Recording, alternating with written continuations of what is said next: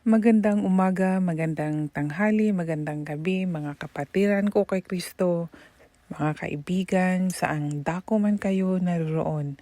Meron po akong ibahaging talata na ayon po dito sa aking videong ibabahagi din at ah, ating mababasa dito po sa Isaias ika-52 kabanata mula sa 7 hanggang 9 po ang basa ko po.